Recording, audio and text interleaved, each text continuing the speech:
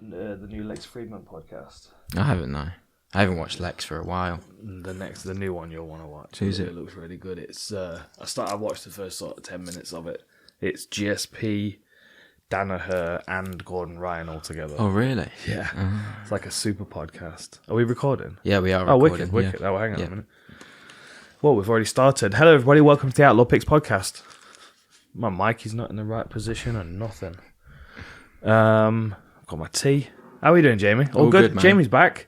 So prepare for a technical dive, an analytical technical dive.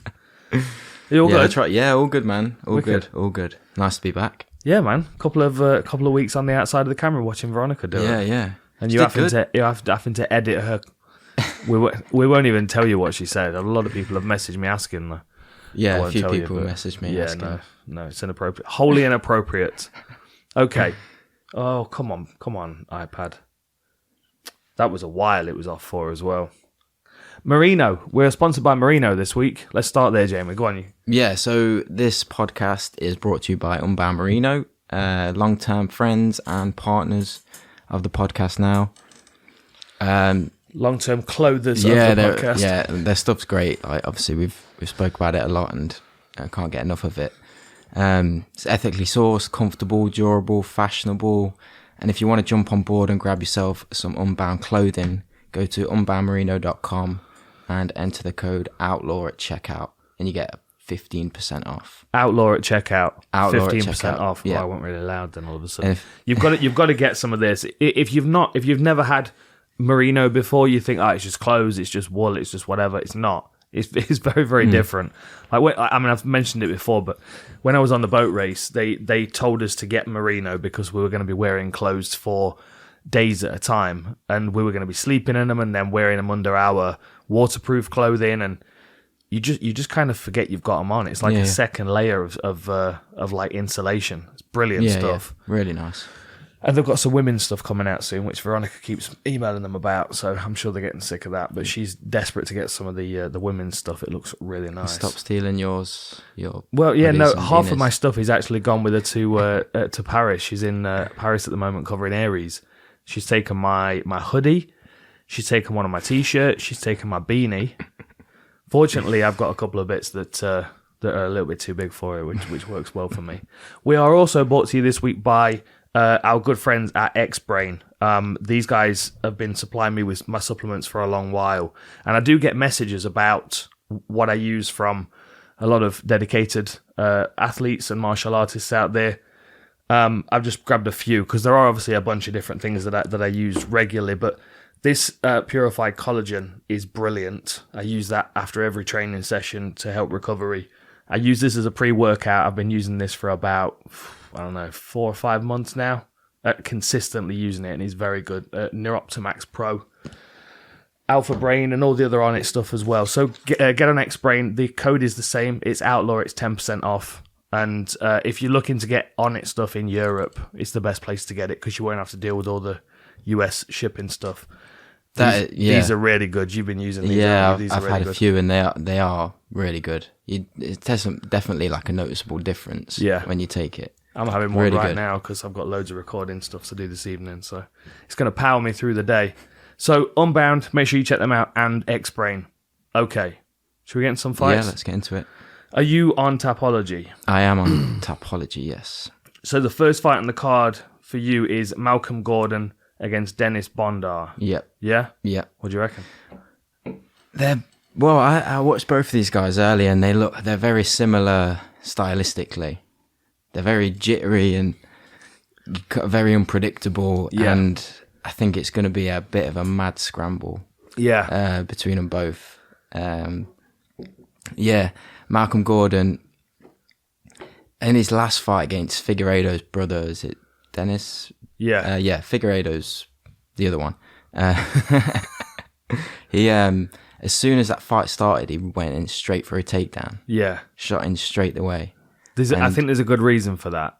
Because I was looking at his career, and it's like he's had a rough run in the UFC. He's been put up against tough fighters all the way through. So in that first fight that he had in the UFC against Amir Albazi, he got caught in a triangle in the first round. So he's a very well-rounded mixed martial artist, but he does seem to prefer the ground a lot more. He's got a lot of submissions on his record, rear naked chokes, arm bars, kimuras, etc. He shot in. He ended up on the floor with Albazi. Albazi actually took him down, and in a scramble to try and escape mount, he got caught in a triangle. Then he came out against Sumuderji and got caught early, 45 seconds. So when he came out against Figueiredo, whose nickname is the Sniper, I just think in his head he was like, I've got to get my hands on him. I've got to keep him close just to be safe for a while. And obviously the pressure of 2 losses as well. He looks good, but I was very, very impressed with Bondar. Yeah, I was as well. Yeah. Again, he's like similar stylistically, like, you know, very, very active on his feet, very bouncy. But he seems a little bit more calculated with it. That's the perfect word. And his nickname's Psycho. Yeah. Have you seen his face when he's facing off with people? Like, he literally just stares through them. And there is something very calculated when he's fighting. Like, there are real good examples in his fights. Come on, TV. There we go. There are really good examples in his fights where he switches from striking to grappling just almost effortlessly, just because he sees an opportunity to just shut a door for them, and then he goes back to striking. But when he's striking, it's vicious and it's purposeful. There was one of his earlier fights before he came to the UFC. He was in his opponent's guard, and he was when he missed. Did you see it? He was hitting the canvas. Yeah, and it was like reverberating through the cage. Yeah, I think was that against Jalfari, and because did he catch him in the rear naked afterwards? Yes, yeah. I watched some of his earlier ones as well, though, and he's just like, there were a couple of guys he just bullied. They just didn't. Yeah. Igor Goncharov, WWFC 13. He finished him with a knee, but just dominated him all the way through. Shut down his submission attacks. I was really impressed with him. I think it's quite an evenly matched fight, but I like the calculated approach for Bondar. Plus, he's coming in, he's making his UFC debut, and he's not got that pressure that Malcolm Gordon's got of, I've already had 2 losses in the UFC. If I pick up another one, you know what I mean? That's one in my last 3, one in my last 4 that I've won. I think that pressure is not going to be very good for him, personally. Yeah. And I think they're expecting Bondar to be something quite special. Yeah, I mean, I had Bondar for the win. I think it's going to be a really high-paced one, I think. But I think Bondar's just a little bit better technically and a bit more all-round. Can catch him in a few more ways than Malcolm could catch him. Yeah. And a bit more calculated as well. You know what's interesting? His last fight was at bantamweight, and he's fighting at flyweight in this one. Okay. So he has drifted between weight classes then. That's interesting. So he's kind of undersized for a bantamweight, but I did think he looked a bit small. Yeah, in his fights. We might see someone quite special here, because I was impressed with the way he approached his fights. It's been a while since he lost, but his last loss was 2017. Like, there's been a lot of growth in that time, a lot of really strong performances. I think this one's set up for him to come and get a big win against Malcolm Gordon, and I think it's unfortunate for Malcolm because there's already pressure on his shoulders. But I think he's going to run into a real tough one here. Yeah, I agree. I had Bondar for that one. Yeah. Okay. We will agree on the first one. This TV keeps flickering and it's pissing me off. I will get it fixed eventually. Is it just a cable? Yeah. It must be. It must be. It's probably the amount of dust in here, Jamie, honestly. There is a lot of dust on this. So it's a good thing you're on the other side of that camera lens, because holy shit. Okay. Next one is Danilo Marques against Jailton Almeida. Jailton Almeida. I know it's not pronounced like that, but that's how I'm going to read it. Jailton. Oh, Jailton. Yeah. It sounds like a place in like a Wild West movie where they keep all the bad guys. Yeah. You know? Jailtown. Yeah, Jailtown. This is a fucking really good one between 2 guys that have got a very, very similar approach. Now, Marques has got there seems to be a limit to the point where he can continue pushing. Like, if you watch, so his last fight against Njokuani. First round, he did everything he could to stay on his back. Second round, he was able to take him down, but wasn't able to control him and finish him. Third round, he just looked like a broken man, and he was like standing TKO. It wasn't even like he was knocked down. But then if you look at the Mike Rodriguez fight before that, where it went far more his way, like he was able to get him to the floor earlier, he was able to take his back earlier, and you can just see that system that he's working. You know what's interesting is he's not got loads of rear naked chokes earlier on in his career. So it's something he's kind of developed into his game. It seems to be. I mean, he's got listed one other rear naked choke aside from the one against Rodriguez and an armbar win. There are 5 wins early on in his career that are unlisted, but you also can't click on those opponents, so they don't exist effectively. There's not much information about him there, but I think we're going to see 2 guys trying to do the same thing to one another. I thought exactly the same, because they look so similar as the first fight, like stylistically. But I think it might be a bit standoffish to start off with. Who's kind of going to go for the takedown I think Marques, he's got really good trips, good takedowns, which I think were a little bit better than Jailton's. So I think he's got a little bit more experience in that range. Yeah. So I think he might come out on top. Yeah. But then, as you said, he did gas in the last round. So you think if they're going 3 rounds at that pace, then yeah. Yeah, but then see the thing is, it's the one thing that stood out to me with Almeida's Contender Series fight and then his post-fight interview is the amount that, and this happens with a lot of the fighters, particularly the South American fighters, who not only are they're fighting to be MMA fighters and be famous and win the UFC and all that kind of stuff, but they also there's a lot more financial motivation for some of these fighters. You know what I mean? And I just kind of I got the feeling for him, like after his win on the Ultimate Fight on the Contender Series, he was like balling in the octagon. Yeah, I saw that. And then he's like, that's why I went to his post-fight interview. I thought to myself, I wonder how he speaks. And he was very clear. He was very confident. I mean, obviously, through the translator, but you could just tell he was really excited to have arrived there. And the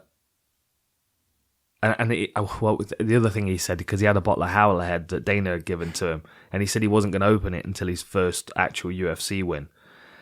And that's a big concern of mine, because I do think that, like Danilo Marques, I know that he's got 2 rounds in the tank, right? And I know that he can fight hard for 10 minutes and he can work in bad positions for 10 minutes. Like, I don't care what you say, but being clung on someone's back as they're standing up, especially when you weigh 200 pounds, it's exhausting. So that must have been a tiring thing to do, and he worked hard for 10 minutes. Come on.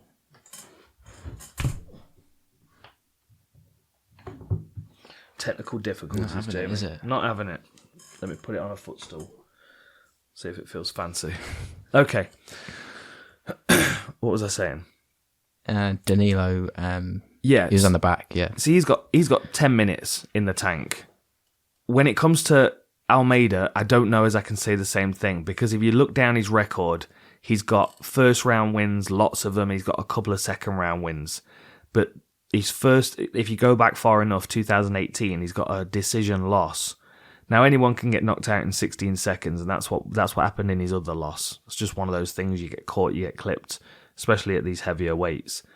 But a loss by decision, and then loads of wins in the first and second round, and then you add the assumed that he's got probably 10 minutes of conditioning as well. You add the fact that he's now making his actual UFC debut, and he's got that bottle of Howler Head at home that he's not opening until he's won his first fight. And you know what I mean? Like the amount he's kind of built it up. I got the feeling that he's layering pressure on himself because of that. And the only saving grace here, I think, is that Danilo Marques will run out of gas as well.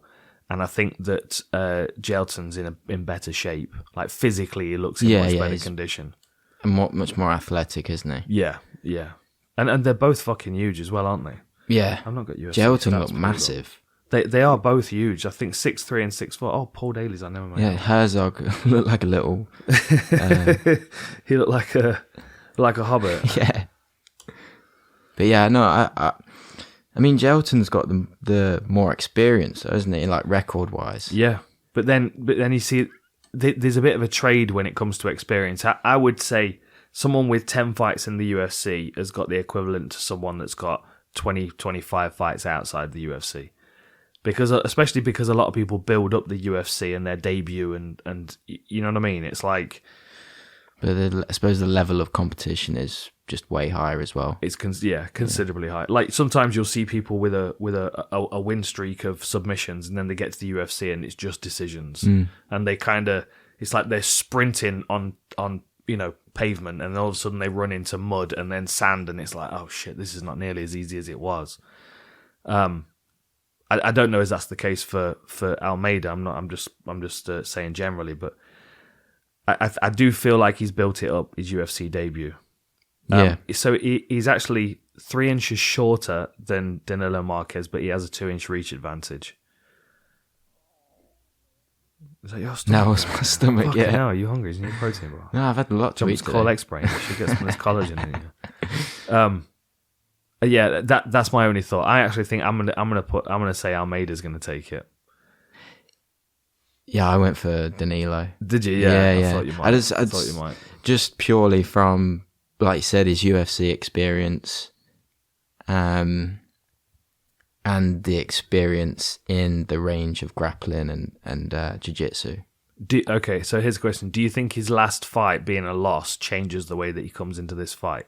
Do you think he's more calm in the first round because now he felt like running out of gas is horrible? I think that would be the smart thing to do, is like reserve a bit of energy in the first, because if he knows he can work that same strategy but later on in the fight, then I think that might be the case. Because if he coasts in the first round, and I mean, I've just been doing the Adesanya Whittaker breakdown preparation, and I've been using it as an example all week. About winning rounds. Like, Yoel Romero beat Adesanya in the first round by 2 punches, and he only threw 4 punches.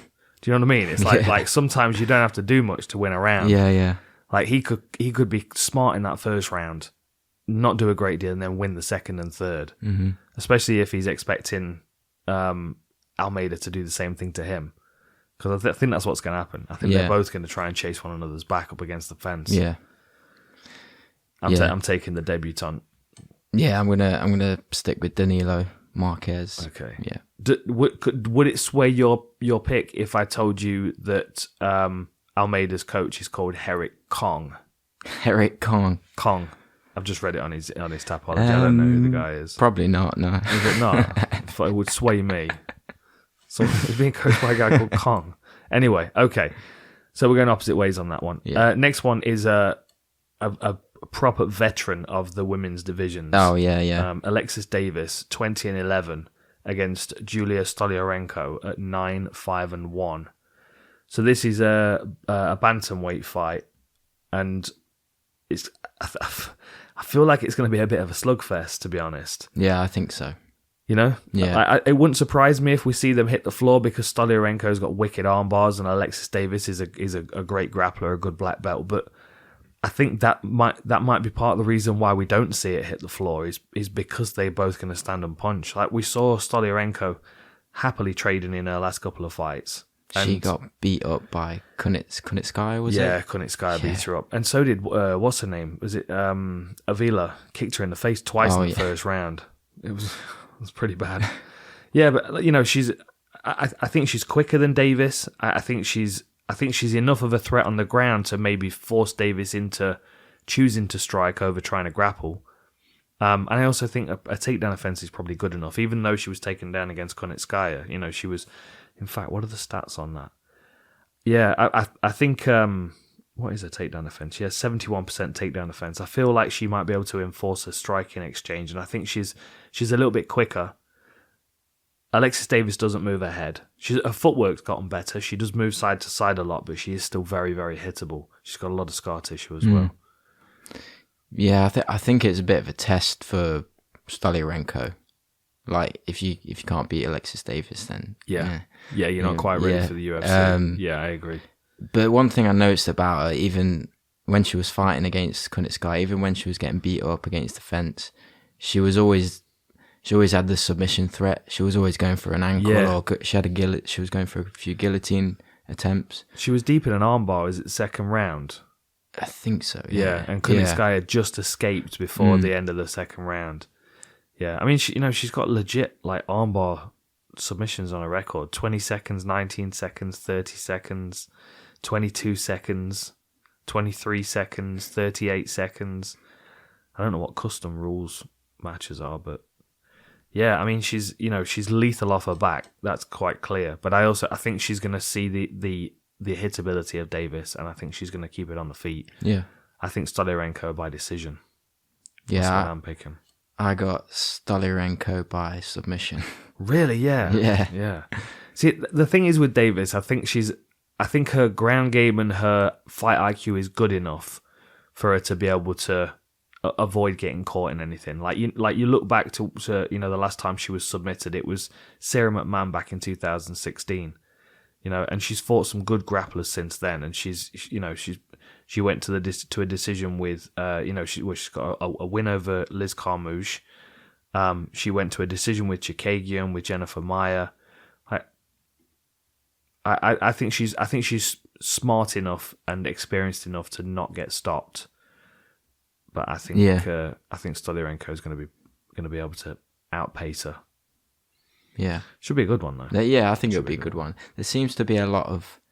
I've noticed it just with the first 3 fights, almost like mirror image stylistically. There's a lot of that throughout this card. I find. There are, and then there are some that are completely opposite, like this next one, where you've got Jason Witt against Phil Rowe. Yeah. So I mean, striker v grappler, but Witt has got some power in him as well. I mean, he pinged Barbarena a few times, but Phil Rowe was very impressive in that Kosei fight. Yeah, you know what I mean. He defended takedowns and he was calm, and then he was able to.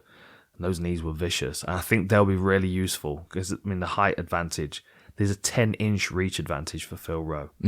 That's ridiculous. Yeah. I think like Witt, he's got a lot of power, but. Yeah, I think he'll definitely be looking for a takedown. But then Phil Hawes, he's good jiu-jitsu background as well because he does a lot of tournament. Rowe. Sorry, Phil Hawes is later. Phil Hawes is later. Now that would be a very different fight because Phil Hawes is much more of a powerful wrestler. But yeah, Phil Rowe's really long and rangy. I actually kind of sparred with him a little bit at the PI a couple of years ago. He's very, very difficult to read because he's got such long limbs. They kind of fold out of nowhere, and he's very, very difficult to read. I think if he's able to keep Jason Witt on the end of his strikes, he's going to be all right. But Witt, of course, he's going to be trying to close distance. He's going to try and wrestle him, and there is always that threat of a shot coming over the top. So the double threat of is he level changing or is he striking? That might catch him out. He might be better to be kind of skirting the octagon because he had good takedown defense against the cage. Yeah. But I don't know. I think once Jason Witt gets him to the floor, it's going to be very, very difficult for him to get back up. I think Witt's going to be able to break him down, and there's so many easy ways for him to grip through and control wrists with those big long limbs. Yeah, I don't know. And experience is on Jason Witt's side as well. How did you pick it? I did pick Phil Rowe. Yeah, because I feel like he dealt so well with Kosei, like takedown defense. I just think if he can repeat that and keep it on the feet, then I think he'll just outstrike him and catch him like he did Kosei, working the body, like kicks up the middle and stuff. Yeah. What I could see happening is him getting comfortable defending takedowns as Jason Witt's level changing into the fence, and he's able to stuff those takedowns, and then he starts timing him and catches him with a knee. If at any point Phil Rowe has Jason Witt hurt and he's able to clamp onto a tie clinch, he's going to be able to smash him to pieces with knees. And I bet he's been working elbows as well, because there were a couple of moments in the Kosei fight where he was close and he landed a couple of good body shots, and then he went with this kind of it looked like it was like an open palm strike. And I thought to myself, dude, if you had a couple of elbows there, you'd have opened him up. Yeah. He's also been doing a lot of grappling as well, hasn't he? Yeah, that's what I noticed, because he had grappling match against Gordon Ryan. Yeah. He was on the new Lex Friedman podcast, which I'm probably going to listen to later. I mean, he did lose, but of course, he's still competing against that level. Yeah, that's it. I mean, he's done a few though recently, hasn't he? I'm just looking at his record. So he had two before the Kosei fight. Submission underground, and then Who's Number One, which I think had Craig Jones on it. Yeah. And then he's had 2 since the Kosei fight. So the good thing is he's staying active. Like there's a benefit, no matter what it is, to traveling to an arena and preparing to compete and then walking out. It doesn't matter what it is. Even if you're competing in chess between events, the walk out into the arena where you've got that bit of anxiety and the butterflies is, if you can compartmentalize that and deal with that on its own, it's not going to affect your martial arts quite as much. Yeah. And I think, the fact that he's putting himself in these positions like against Gordon Ryan, where it's like, let's see what happens. I don't mind. I'm not. It shows a lack of ego on his part, which will probably open up his mind in training as well. I would imagine him to be a very coachable individual. Jason Witt's had a lot of experience. 19-7 is his record. It's just my concern is that Witt might be able to take him down and just maul him, and Rowe might not be able to build himself up because he's got such long limbs. Witt might be able to just tie him up and lock him down. Mm-hmm. Do you think he might be able to catch him with something like a guillotine? Or I mean, he has got a guillotine on his record. He has got rear naked chokes on his record, so it might be a case of him being able to stuff a takedown. Maybe land some of those Travis Brown elbows up against the fence and then take his back from there. I'm picking Phil Rowe. Yeah, I'm going Phil Rowe as well. Daydream. I think it's a tough fight for him. I think it's going to be a real tough test. Yeah, he does the. Pretty sure he's behind the boombox thing. That's in the UFC. Yeah. He's got a little music shop and stuff, so for speakers and whatnot. Yeah, I think Mystery's got one, hasn't he? He brought one to the gym. Yeah, UFC 248. We got that, I think. Oh, is that right? Yeah. Adesanya Romero. Did he rob it from someone? No, they gave it to him. Oh, did they? Yeah. Okay. Okay, that's good. So we're both going Phil Rowe, are we? Yeah, Phil Rowe. I think it's a hard fight for him, and I think it's a big ask, especially with the experience difference as well. But I think he could catch him. I'm seeing a knee up the center as Jason Witt level changes. Yeah. Okay. This next one I am very interested in. Yeah. So Marc-André Barriault is like Alexis Davis as far as a divisional test. Loads of experience, tough, fought in a couple of different weight classes. Always will take you the distance if you can't get him out of there. Do you know what I mean? He's just such a fucking durable. Doesn't stop, does he? Doesn't stop. His nickname's the Power Bar for a reason.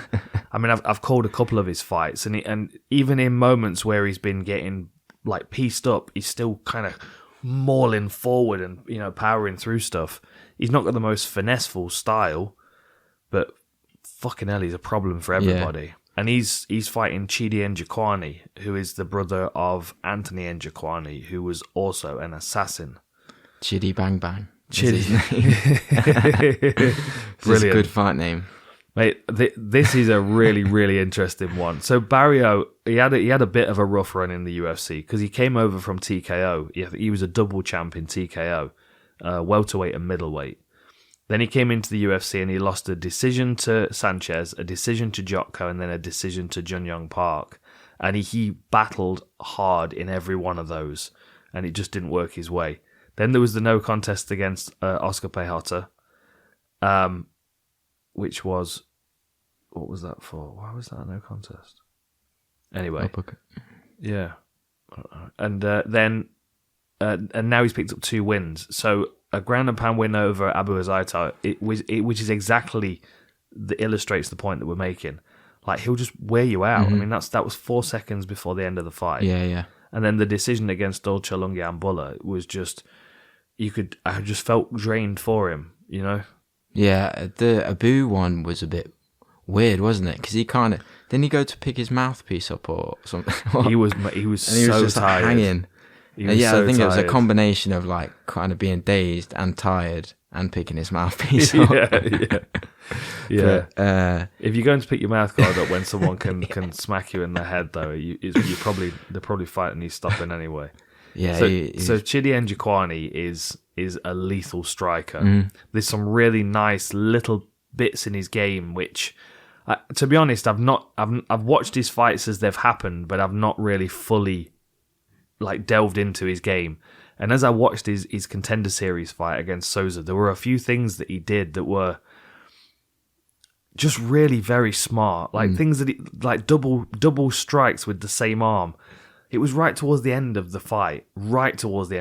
So he finishes it with 3 smashing elbows, but right before that, he does a little jab to the body. He goes jab, bang, bang, bang, and finishes the fight with that. And it's like the acceleration in pace, the shift in pace, the use of both the strikes together. I was very impressed with it. And then, going back and watching some of his older fights and seeing his footwork and how he kind of drifts back and forth and pulls people in. As long as he's got a gas tank, I think he's going to be able to beat Barriault up.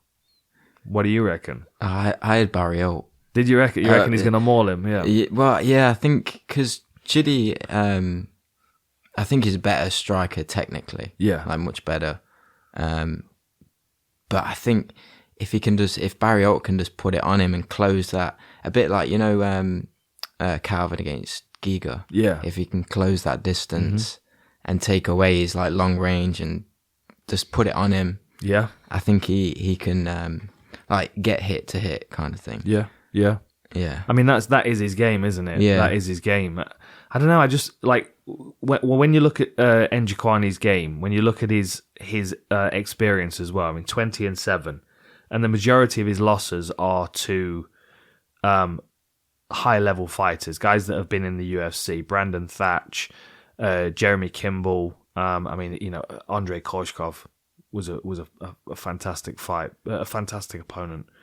He's had some really hard fights all the way through. He's got a win over Melvin Gallard, who was always a fun one to watch. I don't know. I think now is the right time for Njokuani to come to the UFC. I think he's got the experience. I think people will look at those 7 losses and underestimate him, and I think people will see Barriault as a guy that's picked up 2 impressive wins in the UFC by drowning people in pace and persistence. And I think they'll see the same. I think people will expect him to be able to do that to Njokuani. But I think he's going to be able to catch him with something. Yeah, I do. I mean, I think he's got very, very slick striking. Yeah, he caught who was his fight against?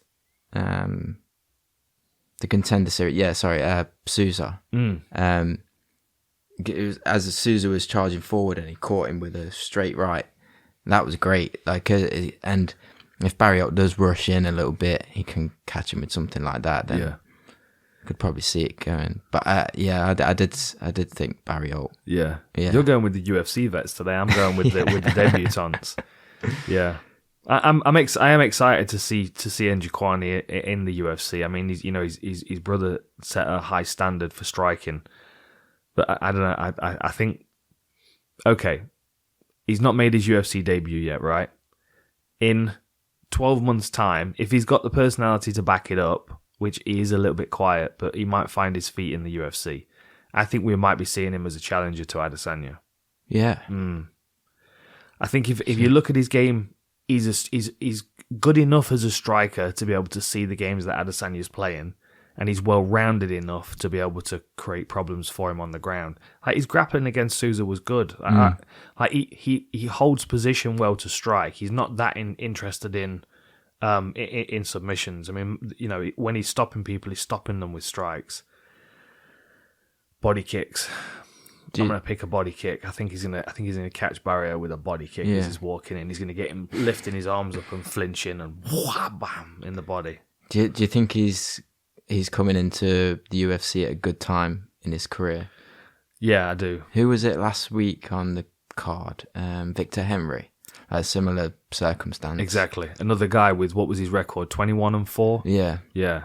Like another person that had, like, there's just a few guys that kind of do the circuit, and like Ben Askren was a bit like this. Like, he'd been around the circuit outside the UFC and kind of beaten everybody that was worth beating. But he kind of went too long in the circle because Dana didn't like his fighting style. I think sometimes people just arrive at the right time. And although, I think the thing that slowed him down is that he has picked up a few losses. But then sometimes people learn as they go, and he's never shied away from a tough fight. He's never shied away from a tough fight. Yeah, I'm excited for him. I'm all for it. I'm all for a crisp striker. I'm a fan of Barriault, but I do think he's too hittable for this kind of opponent. Yeah, I'm kind of getting behind Chidi now, but I'm gonna stick. You're gonna stick. I'm gonna stick with Barriault. Okay. Yeah. This next one's a banger as well, but I do expect this one to be a decision. And what's interesting about this one, you're talking about fighters being matched up who are very similar. This is one of those fights because both of them in their last fight. I mean, Trizano won against what was he called, Ludwig Klein. Yeah. The only time he was on the back foot, as it were, was when Klein had taken him down and was just kind of holding him against the fence and not really trying to progress too much. Dawodu had Movsar on him for the whole fucking fight. Yeah. And it was endlessly frustrating. I think the UFC have watched both of these guys and seen their frustration on the ground and gone, let's just match these guys together. Yeah. Neither of them are like huge punchers. No. I find that with Dawodu, like, his output's quite high. Yeah. He seems like he hits with a lot of power, but it doesn't. He don't seem to hurt people. Yeah. It's weird, isn't it? Yeah, it is weird. Because he kind of reminded me a little bit like a bit of Muay Thai, like tough, like gets hit and then hits hard. But yeah, in his last fight, who was it? His decision against Evloev? No, the one. Oh, one Tukagov. Yeah, Zubaira Tukagov or Julija. Botniak, that was a decision. The one against Yoshinori Hori was the head kick. Yeah, that was the one I watched. Yeah, that was nice. It was but it was a late finish. And if you look down his record, he's not like a first round finisher. The last time he stopped somebody in the first round was back in 2014. I think he's probably a much more powerful kicker than he is a puncher. Yeah. And I think when it comes to Mike Trizano, although he showed really good body kicks in his last fight, I think he's much more of a boxer than he is a kicker. Like, he is a well-rounded martial artist, but I think he lent into that kick against Ludwig Klein because he's southpaw, so his body was open. But Trizano, it's a bit like the main event, like Sean Strickland. He's got that. Yeah. That. Just. You know what I mean? That style where it's frustrating, and like the moments where Klein had taken him down in that fight, you could see on Klein's face, it was like hitting the snooze button on an alarm clock. Yeah. Like just give me just 30 seconds just to breathe, so he's not punching me in the face. Yeah. And even then, he was just hammering him and looking at the referee like you know what I mean? I think this is really good matchmaking. I think it might be a real banger, but I don't know as either of these guys are going to stop the other one. I think we might see a decision. Yeah, I thought it would go decision. I went for Dawodu. Okay. Yeah. Okay. I'll go Trizano then. Honestly, it's difficult to pick him. He's got a great mullet. Yeah. Mate, Trizano. That is flowing, isn't it? If he's not got a fucking hair conditioner sponsor after this fight, I don't know what's going on. I hope he's still got it. It should be super long by now. You know, you should have it braided and curled up into a scorpion's tail. Anyway, I'm gonna go Mike Trizano, and only for the reason that I think Trizano's mentally very strong, and I think Dawodu can kind of come apart at the seams a little bit. I think if he's pressured, he can start to doubt himself a bit. Yeah. Because he was on a bit of a trajectory, wasn't he, when he came in? Well, he lost his debut, and he got 5 fights. Yeah, 40 seconds against Danny Henry, guillotine, and I remember that fight. There was a lot of buzz around him. There was it was one of the submissions of the year for 2018. That was for Danny Henry. There was a lot of buzz around him, and the feeling was like Danny Henry's in for a real tough one here, and he just whipped on that guillotine super quick. But then after that, as you said, Austin Arnett, Kyle Botniak, Yoshinori Hori, Julio Arce and Zubaira Tukagov. But out of the 5, there are 3 split decisions. You know, That concerns me. And Movsar Evloev, there's no shame in that loss because he's a nightmare. But I think Mike Trizano, especially with the attitude that he had in his last fight, where he was just pushing Klein back, constantly walking him down, and wow. I'm going with Mike Trizano. Yeah, I thought this was like my pick for potential fight of the night. Yeah. Good shout. Yeah, good shout. I think there are a couple. My next pick for my pick for fight of the night is the next one.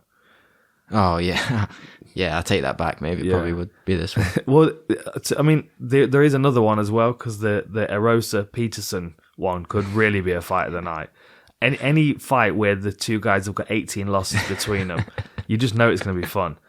But my concern with the Miles Johns Castañeda fight is that it might end up being a performance of the night because I don't think it's going to last very long. Right. Okay.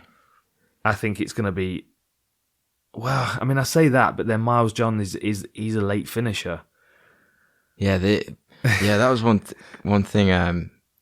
That he seems to maintain power right until the end of his fights. Yeah, that surprises me because he doesn't look like he would, especially with the way he defends takedowns.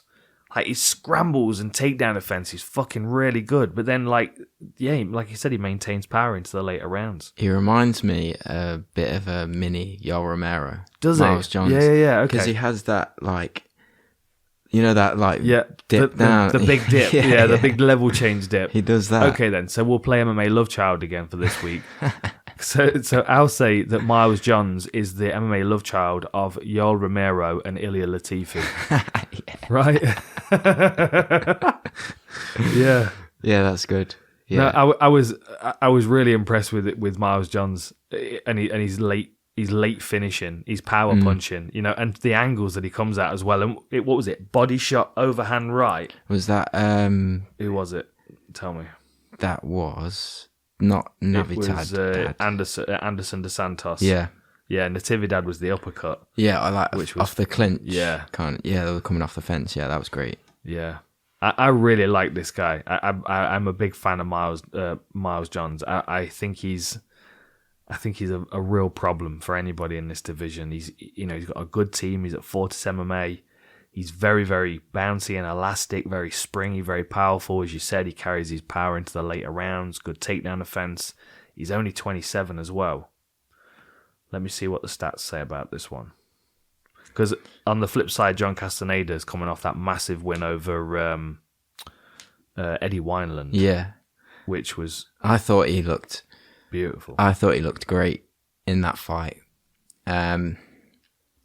Like a lot, really good movement, good boxing, like slipping off and hitting Wineland on his way out. Yeah.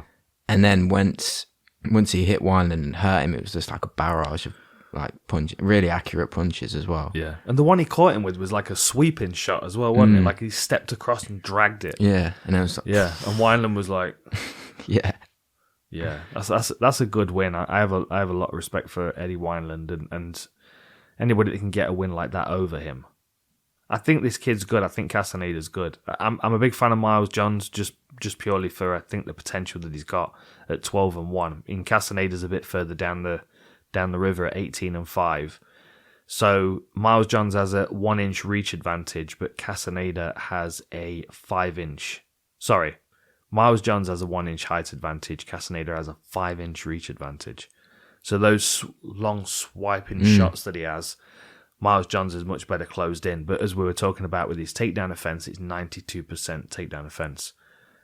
So although there are submissions on John Castañeda's record, I think it's going to be difficult for him to get Miles Johns to the floor unless he punches him there. Yeah. Yeah, I actually picked Castañeda on this one. Did you? Yeah. It doesn't surprise me because he is a very, very good fighter. Yeah. And he has got more experience. It makes sense to go with him. Yeah. I think he... Because I do like Miles John. It was a tough one to pick, this one. Because I could see like multiple ways for both of them to win, but... That's why this one's going to be a bonus winner. Yeah. I just think Castañeda's just a bit slicker in the striking. Mm-hmm. And I think if it does stay standing... He's much better at slipping and moving out of the way of shots. And if Miles John's coming with big overhands, he might slip out of the way or roll and catch him. That's how I saw it anyway. Yeah, I could see that. So that's two ways of looking at Miles John's finishing statistics, because he's a late finisher, which means the positive is he carries his power into the third round. The negative is he's not putting people out in the first, and Castañeda is. And then, if it does go into the later rounds, he's also got submissions as well. I mean, his last fight before he came into the UFC was an arm triangle in the third round against Marcelo Rojo, who's now on the UFC roster. Yeah. So, I genuinely feel like someone's getting a 50k bonus here. I genuinely do think that. I mean, it is a coin toss. I could go with Castañeda as well, but I am going to stick with my pick, Miles Johns. Yeah. And again, it's Southpaw v Orthodox, and with the kicks that we saw Miles Johns use against Dos Santos, now that's an inside low kick, which would then change the balance, and it would change the application of the power of the punches of Castañeda. So even if he has got the longer reach and he starts to sweep, if Miles Johns is chopping into that lead leg, it's gonna cause him problems. Hell of a fight that one is. Yeah. That's really good matchmaking. Yeah. I kind of don't want to see either guy take a loss, but that's how it goes. Okay, main card time. Yeah. Main card time. This is genius matchmaking, and how the fight above it is where it is compared to some of the ones below. Yeah, I was thinking that. Yeah, like Julian Erosa opening the card against Steven Peterson is brilliant, because it's going to deliver. There's no way it's not. Erosa is at 26-9 at that point in his career where he just doesn't give a fuck. Like, he shows up to finish or get finished. Yeah. Like, the last time he went to a decision was Grant Dawson. That was a hell of a fight, but almost all of his fights are finishes. And he has a lot of flying knees, Dars chokes, variety of stuff. Head kicks to punches, triangle chokes. He's been in the game a long time. And I think when Ollie was here, we were recording a podcast about Julian Erosa. Yeah, it was Charles Jourdain. That was it. Yeah. And my prediction was Erosa, because he's been riding the chaos for longer. Like, he's a bit more experienced than Peterson, and I think Peterson is a real fun opponent for him, because he's a similar kind of mindset. 19 and 9. Loads of different types of finishes on his record, spinning back fists, but tough enough to go to a decision as well. Rear naked chokes, guillotines, etc. I don't know. I feel like this is going to be a bit of a back and forth, because they both take a lot of risks.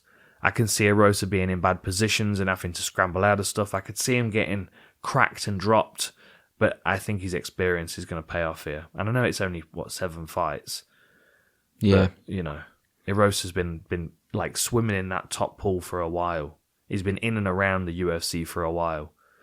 Yeah. Whereas, Peterson arrived in the UFC fairly recently, didn't he? Yeah, well, he got that win, spinning back fist win. Then did he fight Chase Hooper after that? That was it. Yeah, he bullied Chase Hooper. Yeah. He just wasn't really ready for that fight. Nah, he looked way older. Yeah. And just big brother, I guess. Right. Yeah. That looked like the high school kid that has been in fucking juvenile detention for 2 years, and he's now come back to beat up the nerd at school, trying to steal his M&Ms. There we go. Yeah. Trying to steal his fucking skateboard. Yeah, he just didn't seem ready for it, but he's not gonna be able to push Erosa around like that. I do think he's gonna be able to get to him and hurt him with some stuff, because he does throw a lot of wild stuff as well. But I don't know. I'm a big fan of Julian Erosa. I like the fact that he's just real, Yeah. He's gotten past the stage in his career where he's willing to tolerate the bullshit. Like when he came out of The Ultimate Fighter, you got to think. So he fought on UFC 196, McGregor Diaz. That was the last time he fought in the UFC before he was released, and he lost to Teruto Ishihara, who's another one of those kind of fighters that's a coin toss. It could have gone either way. But then it's like, then he goes on to King of the Cage, and he's fighting someone that's trying to make a name off him. Then he goes into Prime Fighting and fights Austin Springer, who's trying to make a name off him, of course. Then he goes over to Cage Warriors, Paddy Pimblett, loses to Paddy. You can imagine what it's like to go from like The Ultimate Fighter or from a UFC career that wasn't great, like you lose 3 fights, you get released. Then you go onto the lower circuit and you get 3 or 4 fights where unless you go to one show and you have a good relationship with that promoter, you're going to find yourself floating around all these shows fighting their local guy. Yeah, the prospects coming through. Exactly. Like Paddy. You never know when you're going to meet a fucking John Jones, you know what I mean? Yeah, Like some guy that's like 10-0 that, not had much experience because he starched everybody, and you just never know. It's a much more difficult scene to be on, I think, especially because you can't find footage, and usually you're getting paid fucking nothing to fight these guys. So I'm glad he's back in the UFC. It's where he belongs. Yeah, he's fun to watch. He is fun to watch. I had Erosa as well. Did you? Yeah, I just think, like you said, his experience. I can't imagine Peterson's going to have anything that he's not seen before. No. Yeah. He's seen all the spinning back fists. Yeah. And the thing is, like, Erosa's one of them guys, like in the Charles Jourdain fight, when it looks like he's out of, or he's getting a little bit overwhelmed, he'll just pull some out. Crazy. Exactly. He'll wrap a neck. He'll end up with like a Darce choke or something. Okay, we're both going to Erosa. Yeah. Okay. Now, I will say, of all the fights on the card, if you put these two guys' surnames together, it's a fucking cool brand name, isn't it? Battle and Gore. Battle and Gore. I can imagine it being on like some kind of high-end kitchenware. Yeah. You know what I mean? Battle and Gore, like pots and pans. I can definitely see it. I had him as like a comic book character fight. Oh, yeah. Bryan battle against Tresean Gore. Yeah. I could see that. Battle and Gore. Brilliant. Yeah, good names. Yeah. Bit of a weird fight. Bit of an odd one to be this place on the card. So, and nothing against either guy. So Bryan battles 6-1, and Tresean Gore is 3-0, and very similar to one another. Yeah, which is the theme of the card. They're either completely different or very, very similar. They're both coming off tough as well, aren't they? Yeah. Now, I didn't watch that season of The Ultimate Fighter. If you watched it, you probably know more about these guys than I did. So I apologise for my little knowledge, but I just struggle to get through tough these days. And there's so many more good fights to watch. Mate, I know we're going to digress here slightly. The one championship kickboxing matches. Oh, yeah. Well, I've seen the shit. finishes. I haven't seen the Mate, you've got to watch them. They're free on YouTube. Go and watch them. Chingiz Alazov stopping Smoking Joe Natawut in the first round. He fucking hits him with this combo. You go, what is it? It's like a jab cross hook body kick, and Natawut swings a wild shot back, and he just slips out of the way, counter shot, and drops him. It's beautiful. And then Sitachai just put a clinic on David Kirya. Yeah. One Championship are doing some good things. I might do an aftermath of that tournament because the main event's set up now and it's going to be a banger. So anyway, Alazov Sitachai. Sitachai. And then we've got Rodtang against DJ coming up as well. Yeah, good shit. Okay. Tresean Gore against Bryan Battle. So 4-0? I've got him 3-0 on Tapology. I had him on 3-0. Yeah. He's apparently, maybe they're counting one of his tough fights because they've got Bryan Battle at 7-1 as well. Anyway, it doesn't matter. Fuck it. Bryan Battle's got an inch reach advantage and Tresean Gore's got no reach according to UFC stats. 100% takedown accuracy for Bryan Battle. Now he did end up with that rear naked choke, didn't he, on the in his last fight. Where's his record? Where am I here? Yeah, it was contender. Was it? Sorry, the tough. Gilbert Urbina was his UFC debut, wasn't it? That was it. But that was it. the But he had the tough shorts on, which was very confusing. Yeah, that because it was the final, I think. Yeah. But they class it as a fight night. Yeah. I think final. Yeah. He's got. I mean, I think these two could quite easily stand and slug it out or trade back exchanges. It's a bit similar to the light heavyweight fight with Danilo Marques. Like they could both be chasing for one another's back. I do think that Bryan Battle's probably got a bit better boxing. Yeah. But I don't know as he hits with the same kind of power that Tresean Gore does. I mean, I don't know. I don't know much about these two guys. Yeah. I do feel like Battle is going to probably want this fight on the floor. You look through his record; he's got a lot of different lot of different submissions on his record, and I do feel like Gore might be inclined to grapple with him, which might not be ideal. I watched a couple of his older fights, Tresean Gore. There was one where he had a back and forth with LJ Jones, and at the end of the first round, Jones stood up. You've not watched this, have you? Not that far, no. At the end of the first round, LJ Jones is in Tresean Gore's guard, land a bit of ground and pound, but nothing significant. Stands up, and as he walks, his knee fucking dislocates, and he just kind of like goes stiff and falls, so he doesn't fuck it up anymore. Yeah. It like pops back into place, but doctor stoppage. It was very, very nasty.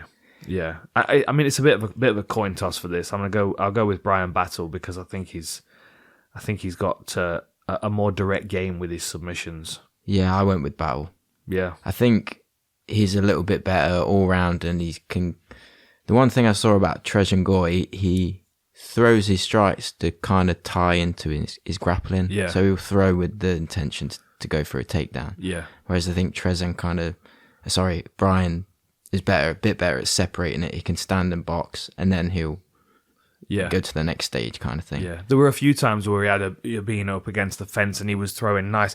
He throws his hooks. Have you noticed how he throws his hooks kind of odd? Yeah. It's like it's a bit like Bobby Knuckles. He does the same thing. Whittaker throws it with his palm down, but he kind of sweeps across with it. Yeah. Yeah, his boxing reminded me a little bit of Daukaus. Chris Daukaus, just that kind of constant. Yeah. Okay. Well, I'll go Bryan Battle as well then. Yeah. Okay, this next one is another battle of cardio, in my opinion. Sam Alvey against Phil Hawes. So Sam Alvey is he's kind of bouncing around weight classes, isn't he? He was up at light heavyweight for a bit. He's on a 6-fight losing streak. Is he really? Yeah. Is it? No. Is he? Yeah. Jeez, yeah, he is. Fuck. But he's been bouncing up and down weight. So let's have a look at this. So where are we? So his last fight at middleweight was Ramazanov. Then he went up to light heavyweight and stopped Prachniow in the first round. Then he won a split decision against Jambalante, which was a lot of fun. Lost to Little Nog.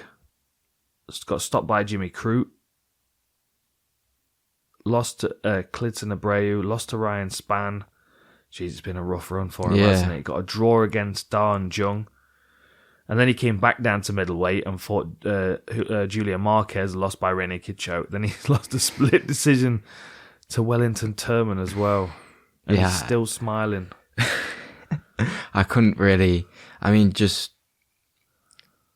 based off that, I mean, I can't really see Phil Hawes not winning. And I think this might be a bit of a fight for Phil Hawes to get his confidence back. Yeah. Because he lost his last fight against Chris Curtis. He did. And he had a good little run as well, didn't he? Yeah. Because he lost to Julian Marques as well on the Contender Series. And he was just so tired. Yeah. He was so tired. And then he went away and he picked up a win in Bellator and 2 wins in Brave, all 3 first rounders. And then he came back to Contender Series and won that one in the first round. And then he starched Malkoun at the Gaethje Khabib card. Do you remember that? Yeah. Fucking hell. Like, stiffed him. And then he had 2 decisions, which for me was good because he fought Imavov to a decision, who was somebody else that struggled with his gas tank in his debut. And then he fought Kyle Daukaus, who I thought was going to be able to outpace him. And he showed good conditioning in that. He showed development in his game. And, a first-round stoppage loss is one of those things at light heavyweight, as we said earlier in the show. Yeah, he just because he was winning that fight, and Chris Curtis props to Chris Curtis. He was very patient and he was waiting for it. Biding his time. And I do like the look of Chris Curtis, to be fair. Yeah, for sure. But and then you look at the experience that Chris Curtis has got. Yeah. Like 26-8 was his record compared to Phil Hawes at 11-2. Sam Alvey's got a massive amount of experience. But I don't think he's got the same kind of punching power. Nah. I know he's a banger, and I know that he's a gamer, but 6-fight losing streak, man. Yeah. His soul must be fucking crushed. Like, that smile, I've always thought that smile was a little bit manic, Crazy smile. Like, it's a little bit it's a little bit like a Batman villain. Like, you know what I mean? Was it Jack Nicholson as the Joker? He had a real good manic smile, didn't he? Yeah. Like that kind of, like on Black Hole Sun, Soundgarden's music video where they start distorting their faces. That's a great music video. Yeah, I feel bad for Sam Alvey here. Yeah. I think it might be time to call it a day before he's... Yeah, I think this, like I said, I think it might be a fight to get Phil Hawes back on track a little bit after that loss. Yeah. I've got Phil Hawes. Yeah, me too. Poor old Sam. That's the other thing, is you know full well that if Sam Alvey loses this and gets released after a 7-fight losing streak, he's not fucking done. He's going to show up on that Triangle Triller show fighting fucking Mike Perry in MMA sparring gloves or something. Or you know what I mean? There'll be something weird in his future like that. I can see it now. Maybe Khabib will get him on Eagle FC. There we go. He'll be fucking Rashad Evans' next opponent. He'll rematch Rashad Evans. Oh no, I hope not. Anyway, let's move on. That's another reason why we should be paying these fighters, so we don't have to see them fighting into their fucking retirement. Anyway, so I am thoroughly on board with the Shavkat Rakhmonov train. Same. I think he's very, very good. I think Carlston Harris is an interesting matchup for him because that's not in any way an easy matchup. They've matched him against someone that's got great neck attacks, which is not ideal for someone who's a good wrestler, and someone who has got power striking, as we saw in his last fight against Castañeda. And Shavkat Rakhmonov, I feel like, although his last opponent was not... I thought Alex Oliveira was a much tougher test for him than Prazeres, because Oliveira is a really odd and awkward individual. He's very, very difficult to pin down. First round guillotine, beautiful work. But then they give him Michel Prazeres, who was like 3 foot taller. It was like a Lord of the Rings style fight. It was like, you know what I mean? Yeah. It just looked like such an odd matchup. I kind of didn't understand the point of it. The one thing I really liked about Rakhmonov in both his UFC fights, it was the knee that he threw against both opponents, and it was just the end from there. Alex Oliveira, both up against the fence as well. Yeah, came in with the knee, yeah, and then against Oliveira, that's what led to the guillotine, and Prazeres, after that knee, it was just the end. Yeah, I really like that. He's very accurate and very calculated, I find. He's quite patient. He's not very predictable either. You don't really know what he's going to do. He's very difficult to read. Yeah. Even how he stands. It's, you know what I mean? It's like... Yeah. It's really odd. It's a really odd style, but it's so fucking effective. Yeah. He's very, very good. What is he, 14-0 now? Yeah. I also very much like the look of Carlston Harris. I was impressed with his fight against Castañeda and, against Christian Aguilera, the Anaconda choke. Immediately in 2 fights, he showed diversity in his skill set, and he's fought just over a round total in the UFC. Like, you go back into his career, he's got Darce choke wins. He's got a lot of TKO stoppages, but that Darce choke might be something interesting to think about. It might give Rakhmonov a second thought of level changing. It might mean we'll see him striking a little bit more, which I'd like to see, because Rakhmonov is that upright stance that he's got is not ideal for someone with long power hooks. Yeah.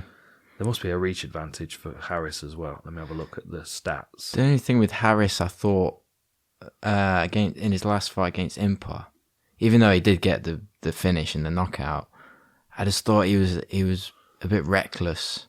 Like his shots are quite looping, and it's a bit scrappy, I found. Yeah. So I just think Rakhmonov might be able to read him, and yeah.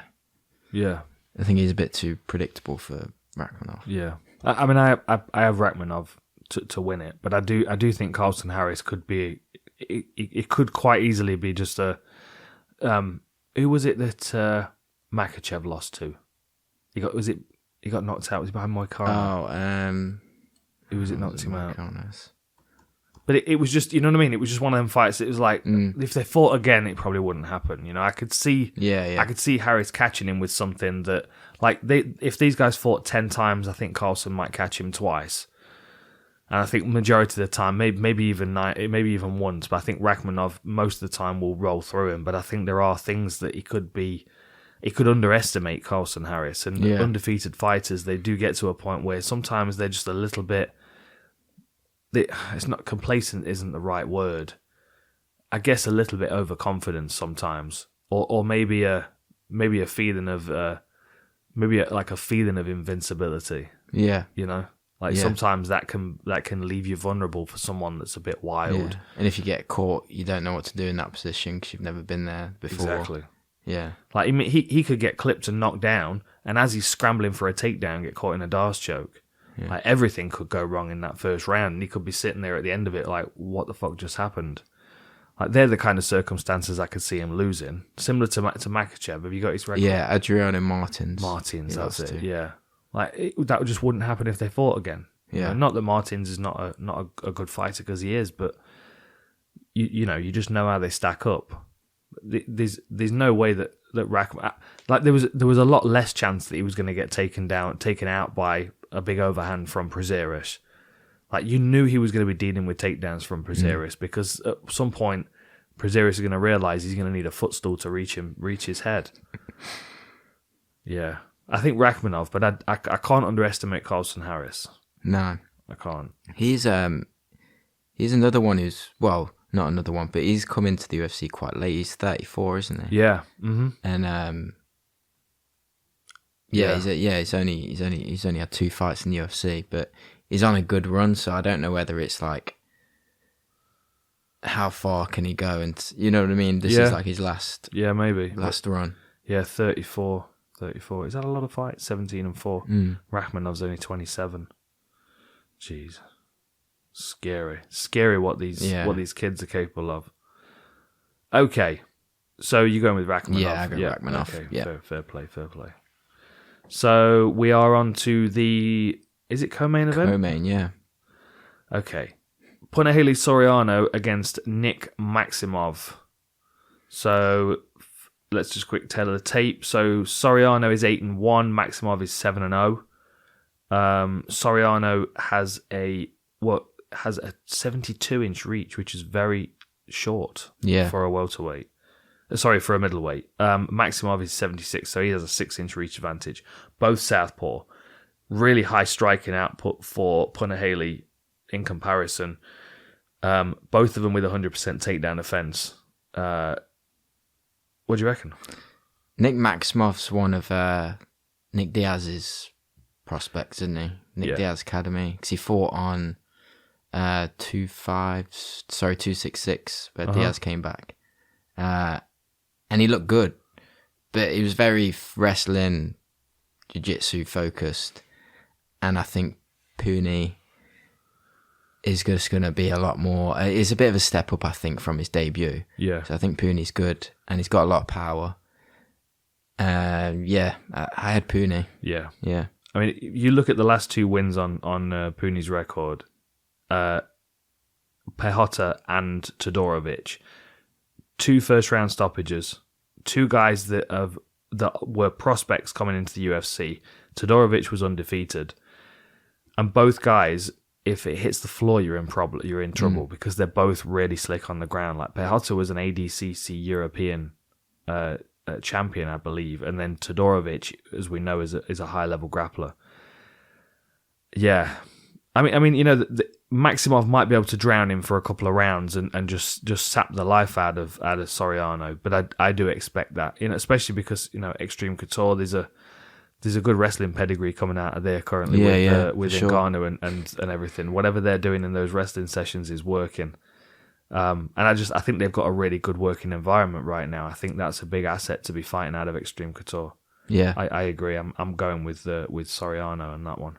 I don't have a lot more to say about it, to be honest. No, I mean, the thing, like, yeah, I think Puni's just going to outpace him, and he's got a lot more power. And I don't think Maximov. He reminded me a little bit of Marvin Vettori in his striking. He's Well, he's not really striking, but his build. He's quite short, and he doesn't really hit with a lot of power. Yeah. Little bit stiff and restricted in some ways. Yeah. Stays busy, has a lot of grappling matches. Yeah, no, I'm going with Soriano. Yeah, I got Soriano as well. Okay, main event time. Well, you just watched the War Room because you've been editing it. So what do you reckon? I've got Jack. Yeah. I don't really like Strickland anyway. That's why I picked Jack. But you did say though after we'd recorded the War Room that you were a little bit more interested in this fight now. Yeah. For sure. Because I can see Strickland winning for sure, and I do think his overwhelming pressure and his striking, and like you said, Hermansson against Vettori, similar situation. Mm-hmm. Yeah, and the other one as well is Hermansson against Cannonier. Yeah, Cannonier's a terrifying puncher, and Hermansson did not look comfortable once he'd been hit a couple of times. Like there was a clear panic to get the fight to the floor. Like when he fought Jacare and Mershart, he was far more. I don't know. He was far more willing to try and strike. I've seen him early in his career, as I talked about in the War Room. When he was fighting on Cage Warriors. Like, I remember being at the Alan Carlos fight, and he has got good boxing, but he has to have confidence to back it up. And I think he's had his confidence shaken a couple of times in the UFC with his striking. Getting stopped by Santos and. Obviously the Cannonier fight kind of worked against him, and then Vettori kind of walked him down and beat him up a bit. It wasn't a pleasant experience for him. And my thought is that Strickland could quite easily replicate that. The difference is Strickland's more difficult to predict than Marvin Vettori. Yeah. I actually think that would be a really interesting fight. I'm not much of a fan of Strickland either, as you know. I think his style's kind of ugly and a little bit limited. But then again, Marvin Vettori, for as fun as he is to watch, his style's quite limited as well in some ways. Strickland might be the smarter of the two, though, fight IQ-wise, when it comes to him and Vettori. And I don't think that bodes well for Hermansson. I would like to see Hermansson, honestly, fan speaking, I would like to see Hermansson be able to take him down with that spinning trip that he used against David Branch, clamp onto his neck and choke him. Yeah. Sean Strickland's never been submitted. No. I don't think he's going to be easy to take down. It's like 82% takedown offense. I think he's going to be a motherfucker to get to the floor. And I think he's going to be hard to hold down as well. He was one of Bisping's sparring partners, and if he wasn't tough enough to go through rounds, Bisping wouldn't have brought him in. Yeah, the thing is with Hermansson, I think if he can like you're saying about confidence, if he can be confident to give back whatever Strickland's, if he can match him like strike for strike, I think that's the only way. It's annoying because I do want Hermansson to win, but I can't picture it in my head. No. The other tricky thing with Strickland's style, just going off what you've just said, is if Hermansson tries to match Strickland's pace, he won't be doing it with the same amount of power. Because Strickland doesn't put that much power into stuff, which is why he can throw however many punches he does around. It's quite a lot. He has a high work rate. And I think if Hermansson goes punch for punch with him, he'll try harder with each one of his punches and he'll get tired quicker. Yeah. And that's where Strickland's style comes in, and he's such a benefit because he kind of plods. It's a trickle. Sean Strickland.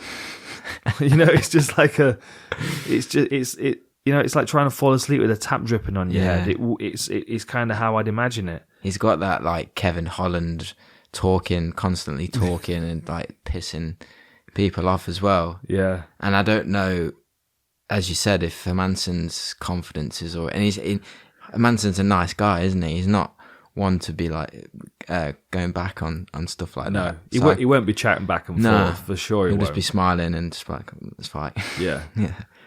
Hermansson's also got really good ground and pound. So if he is able to get it to the ground, then that's where his striking comes in. But I don't think he manages the striking very well against Strickland. I really don't. I have a bad feeling for him going into this one. Do you think he should take the route of what he did against Gastelum then? It's just to kind of look for that and attack it. I mean, he could, but the difference between the two, and I can expand on this a little bit because I mentioned it in the war room. Like Gastelum's, he's not where Sam Alvey is, but he's on his way there. You know what I mean? He's a much higher echelon of a middleweight that's kind of had it. You know, like yeah. I don't feel like he's got the same kind of motivation. I mean, I've always kind of questioned Calvin's motivation a bit because he is really a welterweight, and I do feel like if he wanted to really optimize himself in the modern day of MMA, you know, he could have done without those additional few calories for a little while. We know while he was fighting, I think he would have been really effective at welterweight. Like even now, I wouldn't mind seeing Kelvin Gastelum go back down to welterweight. Like you could put him straight in there against Colby Covington for me. Yeah. And I think that's a winnable fight for Gastelum, for sure.